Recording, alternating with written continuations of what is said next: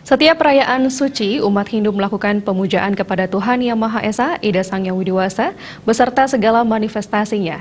Banyak cara yang dilakukan untuk memuja Tuhan seperti jalan kerja atau karma yoga dan beriatnya atau bakti. Apapun jalannya dapat dipilih sesuai dengan kemampuan.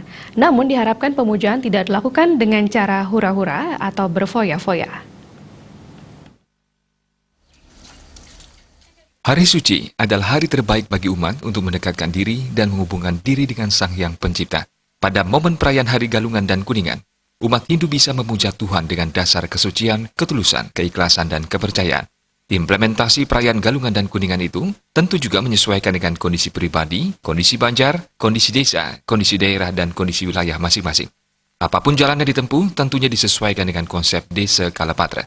Bagaimanapun terbatasnya fasilitas, sarana, kemampuan, dan keadaan ekonomi, aktivitas untuk memuliakan Tuhan Yang Maha Esa dan rasa bakti kepada Tuhan Yang Maha Esa tidak batal.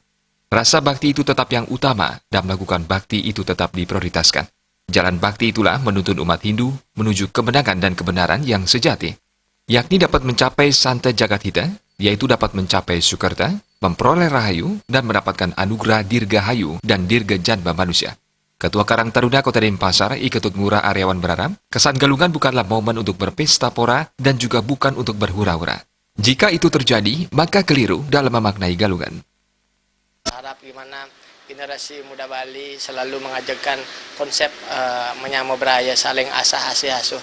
Jangan jadikan hari raya ini ajang untuk berkumpul, untuk melakukan hura-hura atau mabuk yang sampai meracuni diri kita sendiri, karena kita selaku generasi muda yang bisa mengendalikan diri kita sendiri bukan oleh orang lain. Maka dari itu di hajatan Hari Raya Galungan dan Kuningan dan Tahun Baru, gimana kita bisa menjaga diri kita sendiri tanpa harus meracuni diri sendiri dengan cara hal-hal yang negatif. Justru generasi muda Bali harus mengedepankan konsep menyambut beraya yang dimana kita silaturahmi bersama masyarakat semeton, baik antara umat beragama, baik antara para semeton iragama kasami dalam memenangkan dharma melawan adharma.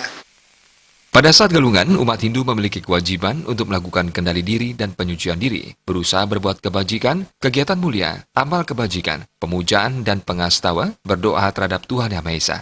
Joka Andika, Bali TV.